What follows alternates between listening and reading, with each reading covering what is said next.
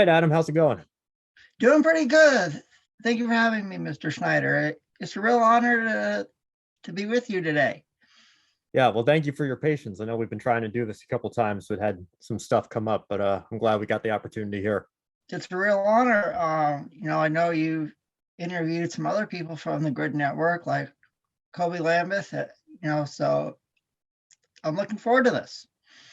Yeah, I am too. I know you obviously from the grid shows and everything, but I do have some questions for you. I want to get to know Sure you a little bit thing. better because I only talk to you, once or twice a week on the grid shows. Mhm. So just kind of as an icebreaker here, what's one or two things that I might not know about you given our limited interaction through grid?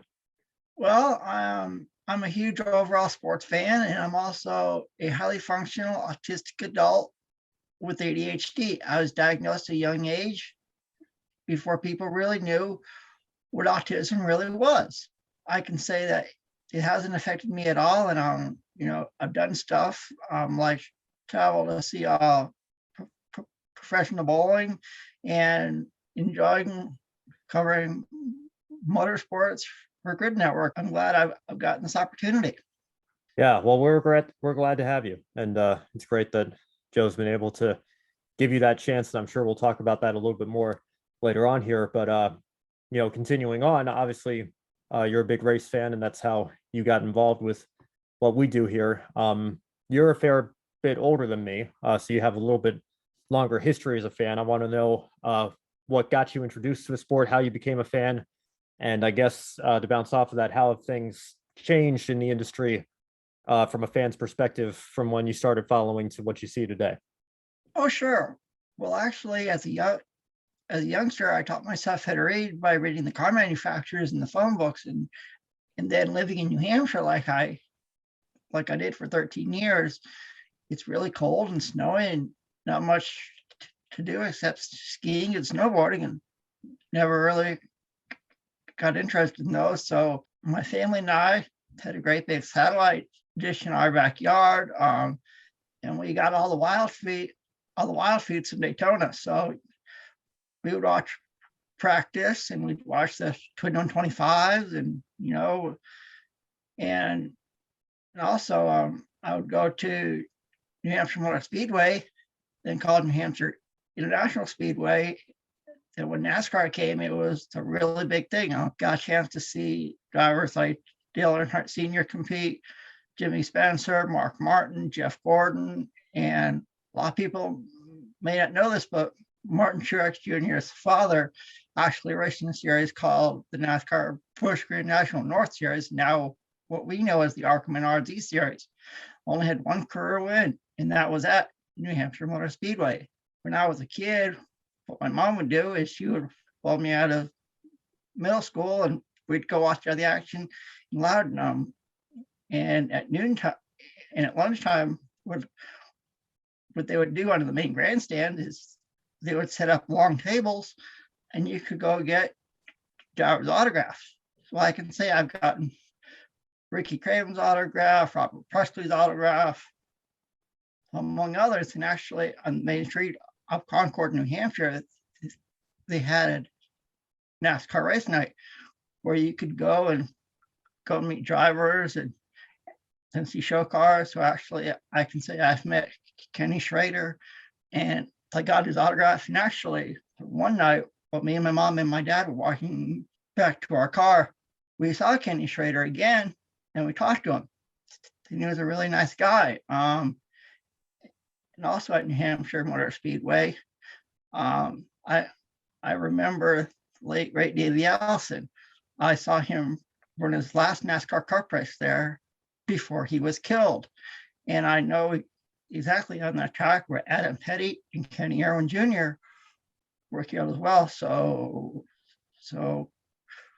going to Loudon, New Hampshire and New Hampshire Motor Speedway meant a lot to me, mom, and my dad. And we saw the NASCAR modifieds there as well. NASCAR recently inducted Mike Stefanik into the Hall of Fame. And I remember when he competed, along with Andy Santerre, Reggie Ruggiero, Jamie Tomeno, among others. And when NASCAR came the New Hampshire Motor Speedway. It was the biggest thing to hit New England. It was like the good old boys from the South came north, and it was tickets would sell out because it's it was a really fun experience. And overall, I went to a lot of races loud. Since I started watching racing, it has changed, going from different cars, from what we saw back then to the next gen car. We have a NASCAR, sponsors have changed. And overall, I've loved it ever since I was a little kid, and I'll always continue to love NASCAR and all forms of motorsports. You're in North Carolina now, right? Yes, I am. I live actually in a town called Waynesville, North Carolina. And actually, not far away, there's a city called Asheville, North Carolina. And they used to have a track called Asheville Motor Speedway, and that's where the Presley family got started. Robert Presley, as we all know, had a father who was very competitive. And actually, I saw Dale Earnhardt Jr.'s brother, Gary Earnhardt, race there a couple times. And now it's actually a park. So a lot of us here in Western North Carolina, we really do miss Asheville Motor Speedway. It's a great place to go. And the closest tracks now are Hickory Motor Speedway, Greenville-Pickens Speedway, and for the Cup Series, we have Charlotte Motor Speedway, Bristol Motor Speedway, and Atlanta Motor Speedway. And I can say I've gone to all three, and it's just a very fun experience. When did you make the move from New England to North Carolina? I moved down. My family and I moved down to North Carolina in the summer of 1997. It was in between my freshman and sophomore years in high school. My freshman year of high school in New Hampshire ended, I believe, in June, and school started really early here in North Carolina, like August. So it was a long haul to get the Jeep full of stuff, a couple cats, and had to get my younger brother and I enrolled in school, so we can start. So it was a really cool experience. And I can say living here in North Carolina now, it'll be 25 years in August. It's the longest that I've ever lived in a state. And I can say I absolutely love it here. On Grid, we refer to you as the Supercars expert. So obviously your motorsports portfolio has grown as you've continued to be a fan. So how did you get into Supercars? What was your introduction to that? And just kind of go from there. Sure. Well, I started watching Supercars on the old Speed Channel. They used to air the races tape delayed, and when Speed Channel was on the air, and I wish there was another motorsports channel like that. Well, I just watched one day and I got hooked. The Repco Supercars Championship has a race called the Bathurst 1000, which is, you could say, the crown jewel like what we have here in the United States with the Daytona 500 and Indy 500. It's about a 6 to 7 hour race. And then when it happens, everyone in Australia really looks forward to it. And I've been watching now for probably over 20 years, and I've really enjoyed it. It's a really cool series to watch. And even though the start times are a little bit weird, since usually the race start at maybe 1:30 in the morning, a lot of my friends in Australia know I will stay awake and I watch all these races, and I will enjoy it. Yeah, I know when you're dedicated to it, you certainly take those opportunities. And I remember, we haven't had too many of these races in the last couple of years because of the pandemic, but, anytime there's an F1 race on in Asia and it starts at 1 a.m. or 2 or 3 a.m., I'll always make sure I might go to bed for a few hours and then wake up, or I'll just try to pull an all-nighter. But if you're a fan of a sport, you love it, I totally appreciate that dedication and know what that's like. And I miss the Speed Channel too, and I also miss NBCSN, because I feel like NBC with that channel really kind of took on the Motorsports Authority title after Speed went away. So, I have a lot of great memories from that channel as well. And I, it certainly played a role in helping get me hooked on the sport as well. And I noticed you have some sort of poster behind you of a couple of the Holden Red Bull Yeah, that's right. Supercars? It's called actually I have a lot of friends that live in Australia, and some of them have sent me stuff over the years, whether it be posters that they get signed by all the drivers, or I'll buy stuff online, from Australia, and it'll be shipped to me. When you're a passionate supercars fan like I am, you gotta support the sport any way you can. And a lot of my friends know that hopefully one day I can go down to Australia and see supercars race in person, or if they come back here to the United States one day, I will be there trackside and seeing it all in person. Well, I know that, now that we're working with grid as an analyst, you're supposed to remain objective. You can't really play favorites. But before you started doing that, you were a very big supercars fan, obviously. Did you have a favorite driver or a team or manufacturer that Yeah, or a anything? lot of my friends know I was a huge fan of Holden. It's a Chevrolet brand in Australia, and one of my favorite teams was the Holden racing team, and a few of my favorite drivers were Craig Lowndes, Mark Scaife, who is now a commentator on the Supercars broadcast in Australia, Jamie Whincup, who's now a team engineer at Red Bull and Pole Racing. So, I did have my favorites, and I'll always support supercars here in the United States, and my friends in Australia and New Zealand know that as well. Is there a big rivalry between Holden and Ford? Because my introduction to the supercars games was actually the Forza Motorsports series. And Yes, there the is. games were the Oh, introduction yeah. to my series, I should say. Yeah. Oh, yeah. So, There is a really, oh, yeah. There's been a really big rivalry between Holden and Ford. Go back to the old days when it was known as the Australian Touring Car Championship. They were really big rivals on the track. You either supported Holden or you supported Ford, and fans would support. They would get the hats and T-shirts and die-cast cars online, and they still do to this very day. for a series that doesn't get as much coverage here in the States, I'm sure a lot of grid viewers or maybe NASCAR fans or IndyCar fans, F1 fans. As a supercars fan, what's the biggest selling point that you can give them to maybe draw them in and say, this is why you should watch, this is why you should become invested in this series? Well, next year they're going to have a Gen 3 car, which is kind of like what NASCAR has with their next gen car. A lot of people have compared the Gen 3 car to the next gen car. Holden's will be replaced by the Chevy Camaro, and the Ford Mustang will have an upgraded version of the Mustang GT. And fans from what I've seen online are looking forward, to this new generation of cars we see in Australia. And the CEO, Shane Howard, has said that he wants to get supercars to come back here to the United States one day. And if it does happen, I know probably we'll see a lot of fans from Australia make the trip here to the United States, to see their favorite drivers competing in person. So like you said at the start of the show here, you're obviously a fan of most sports in general. I think that's even what your Twitter handle is, right? All Sports Fan 24. That's right. That's right.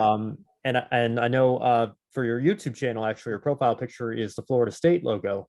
Yeah. So you grew up in New Hampshire, New England. Now you live in North Carolina. Where does the Florida State connection come in? Well, the reason why is I was always a fan of Bobby Bowden, the former head coach of Florida State football. I always had a lot of respect for the man. When he passed away, the big part, it wasn't easy since, I remember the days of Deion Sanders at Florida State and Peter Ward among the greats. I remember when Jameis Winston was at Florida State, and I've always been a Florida State fan. Living here in the South like I do, I'm in ACC territory and SEC territory. So one of my favorite college games is the Florida State Seminoles, and I always support the Garnet and Gold. And another favorite college team I have is the North Carolina Tar Heels. A lot of my friends know that. You know, they're doing really good now in March Madness. You know, I've always been a fan of Dean Smith, you know, legendary head coach of the Tar Heels. Roy Williams, who actually grew up in Asheville, North Carolina. A lot of people might not know that. I'm overall a huge college sports fan. You know, I've been watching college football for a long, long time, going back to the days when ABC Sports had the late, great Keith Jackson doing play-by-play. Brent Musburger did play-by-play. So I've always been a fan of the Florida State Seminoles and the North Carolina Tar Heels. Yeah, well, you know, I have family in Gainesville, so we're big Florida Gator fans here. So I might get in trouble for saying this, but I honestly, you know, there's a lot of rivals I can think of on my list before I get to Florida State, because like you mentioned, the different conferences, Florida is obviously an SEC team, and your Seminoles are in the ACC. So, you know, when it comes to football, especially, you know, there's one game a year where what Florida State does directly impacts Florida, you know, so I can think of some much bigger rivalries that, you know, teams and colleges that, you know, I don't necessarily wish ill will on anybody, but when it comes to the standings and how the season plays out, you know, Florida State's not quite as high on my list of those things. You know, I do have a lot of respect for their program and the history at that university. So I certainly understand that. I have a lot of friends who are also Florida Gator fans. So, you know, I understand the rivalry between Florida and Florida State in all sports, whether it be football or basketball, or softball or baseball. So I understand the rivalry completely. Yeah, well, I know I started growing up and watching the Tim Tebow era of Gators football, so I know the rivalry was kind of one-sided at that time. But Florida State came back a few years later, got their a national championship of their own, and you know, it's been a struggle for my Gators in recent years. But you know, I'm hoping that we turn the tide around a little bit in the coming years here. Now, one thing I wanted to get into tonight with you is I want you to teach me a little bit, because you know I'd like to think I'm pretty conversational on all sports myself. You know, I know a little bit here and there. When it comes to bowling, I know what the PBA is. I know who Pete Weber is, and I know his famous line of the 2012 U.S. Open when he said, "Who do you think you are? I am." And he got it! That is right, I did it! That's number 5! Are you kidding me? That's right! Who do you think you are? I am! Get it right! That's pretty much where my bowling knowledge ends there. I know how the game works and everything, but don't really follow the PBA, don't know too much about it other than, like I said, I know what it is. So you're a PBA super fan, as you describe yourself. Tell me how you got into that, and tell me a little bit about how the league works and what your experiences have been, because I know you've been to a lot of their events. Yes, I have. I started watching the PBA Tour as a young child living in New Hampshire every Saturday afternoon with announcers Chris Schenkel and Nelson Burton Jr. I grew up watching people like P. Weber, like you said. Walter Williams Jr. is another huge name in the sport. Marshall Holman, who is known as the Medford Meteor. The reason why is he's from Medford, Oregon. He's a Hall of Famer. You know, a lot of others, and actually, also as a kid, I had a dream of going to see the PBA Tour in person. Well, in 2015, that dream, it became a reality, because I got on an airplane. I flew from Knoxville, Tennessee to Charlotte, North Carolina, to Indianapolis, Indiana for the Tournament of Champions, which is it's considered a major event on the PBA Tour. It's one of the greatest tournaments someone can win. And it was cold, wintry, snowing.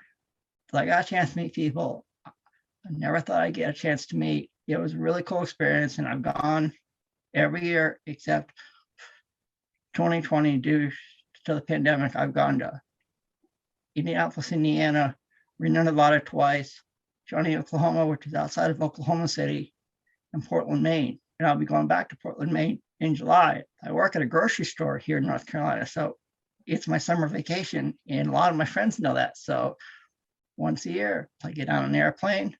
I fly from Asheville, North Carolina, up to Portland, Maine.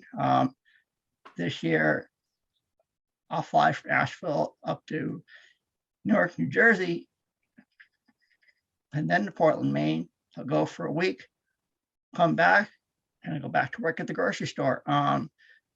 You know, I can say it's a really cool thing that I do. A lot of my friends know I do this each and every year, and it's a really cool passion of mine.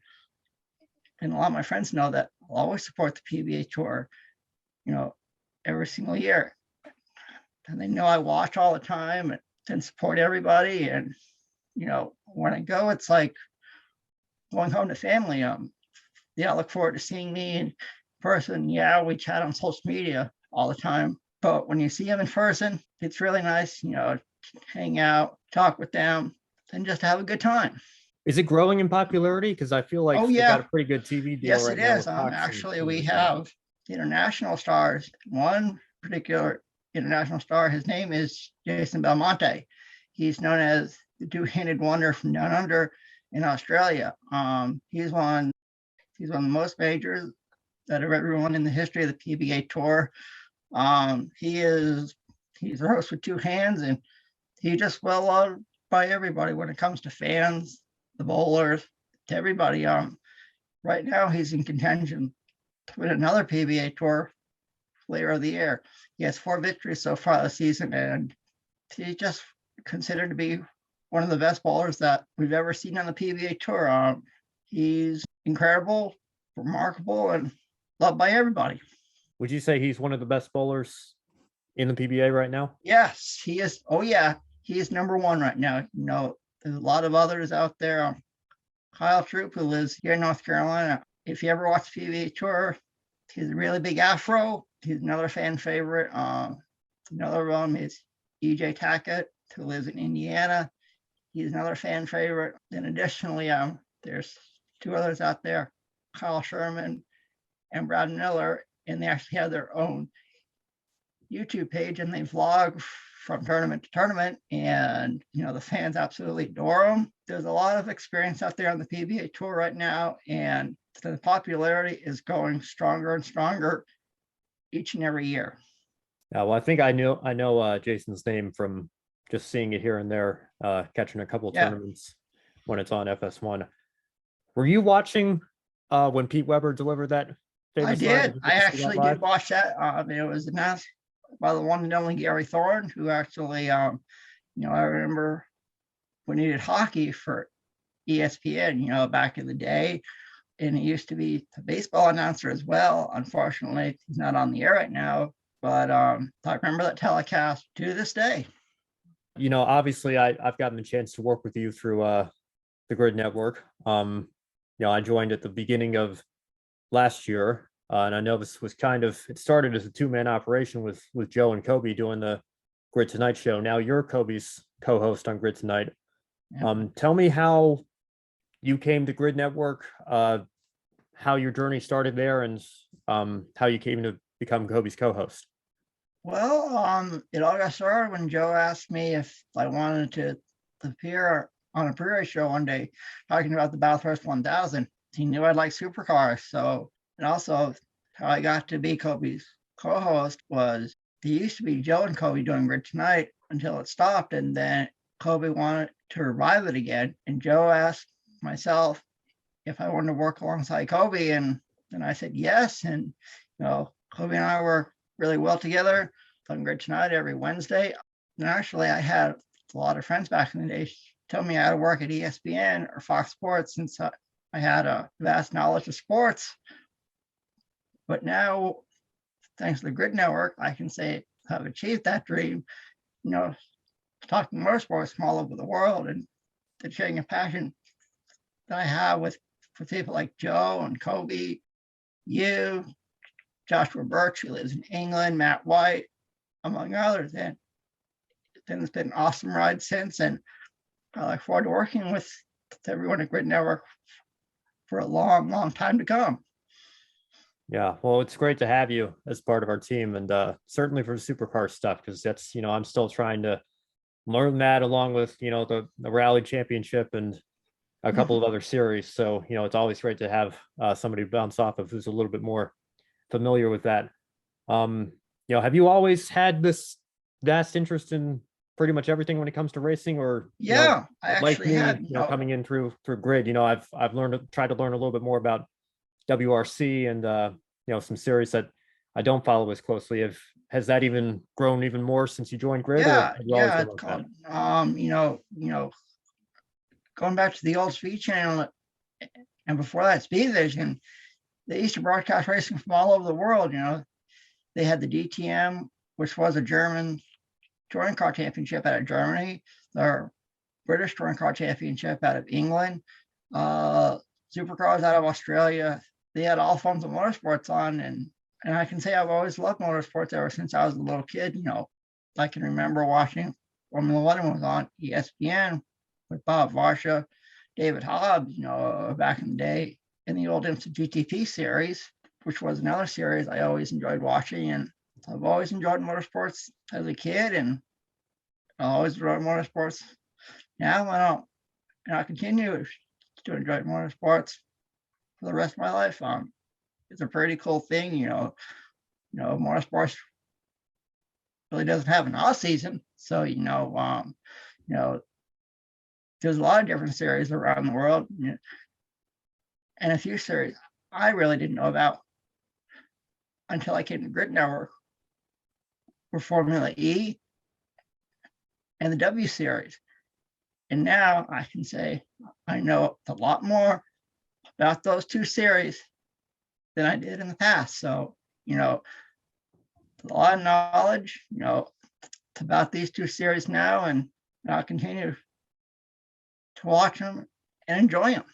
Yeah, W Series in particular, I think, they're trying to find a way to make the coverage a little bit easier to find here. But, I know Formula E's been growing for the last few years. Obviously, both series are still very young, but there's some great racing all over the world. And I think, it's only going to continue to grow as hopefully we get some better TV contracts for those series. And, Formula One's obviously skyrocketing right now with their growth. So I think there's a bright future ahead for all those series. Oh yeah, absolutely, absolutely, man. Now, I know you watch a lot of my videos on my channel. I think you can correct me if I'm wrong here, but I'm obviously a very big game show fan. You're a pretty big Wheel of Fortune fan, is that right? Yes, I am. I watched Wheel of Fortune for a long time, and actually, hopefully one day I can get on the show, and get a chance to meet Pat Jack and Phantom White. I remember watching, all the daytime shows and nighttime shows. Another game show I've always liked is The Price is Right. I remember when it was hosted by the legendary Bob Barker. Now we have Drew Carey as host. Another game show I like is Jeopardy. I remember when it was hosted by the late great Alex Trebek. And that's another show I'd really like to get on one day, since I do have a vast sports knowledge and also entertainment knowledge. I know a lot about, classic rock and roll music. I'm a huge fan of Aerosmith. I'm a huge country music fan. I've gone to a lot of concerts in my time. I've seen people like Carrie Underwood in concert, Florida Georgia Line in concert with Chris Lane and Nelly at McCormick Field in Asheville, North Carolina. I've seen the Beach Boys in concert, among other stuff. So hopefully one day I can achieve those dreams and either appear on Wheel of Fortune or Jeopardy. Have you ever auditioned for either show? No, I haven't, and I regret it. I truly do regret it. So is that something you might think about? Yeah, it's called I mean, if Wheel of Fortune never came around here to do auditions, either that or I could go online. Hopefully one day I will audition, and who knows what would happen. Yeah, that'd be really cool. So, I guess, to kind of wrap things up here, obviously there's a lot going on in the racing world right now. This isn't like an episode of Grid or anything, but I do want to get your thoughts on a couple of current series and things that are going on. Absolutely.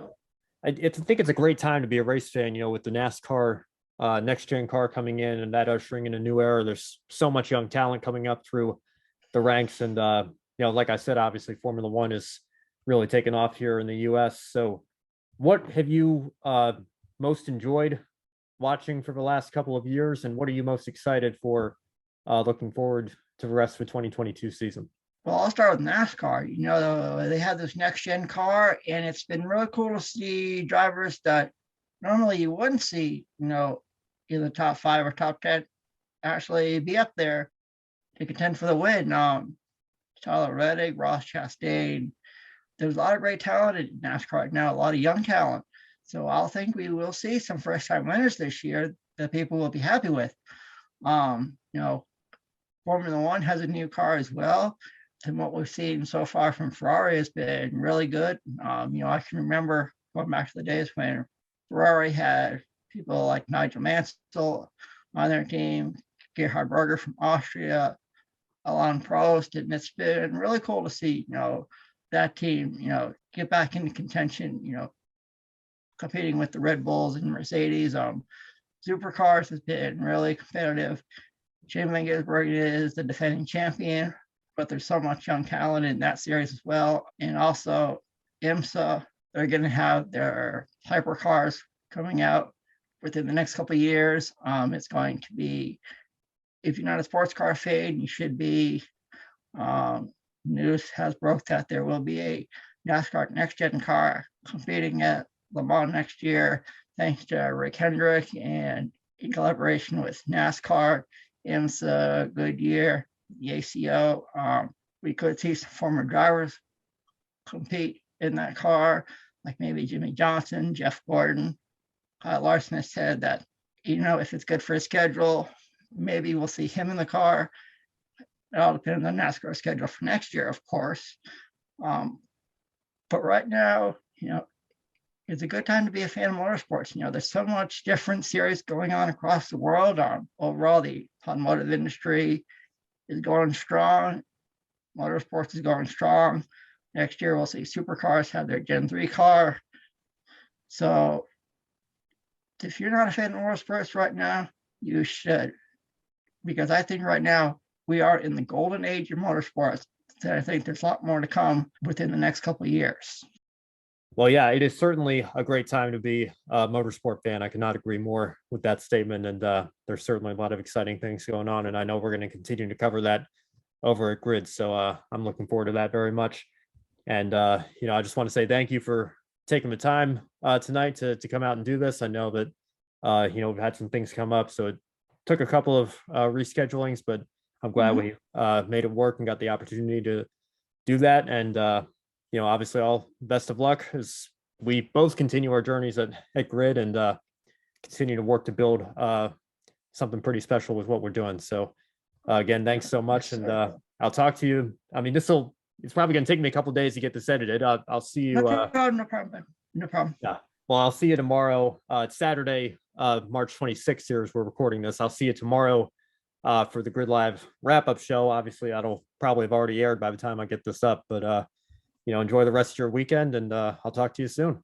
Yes, sir. Scott, I enjoyed this, and thanks again, Ben. And if you haven't done already, be sure to subscribe to Grid Network on YouTube. A lot of content on there, especially with Grid Tonight that Kobe and I do, the pre-race show, the post-race show. Thank you very much, Ben. Really enjoyed it, and we'll talk soon. Sounds good. Have a good rest of your night. Yes, sir.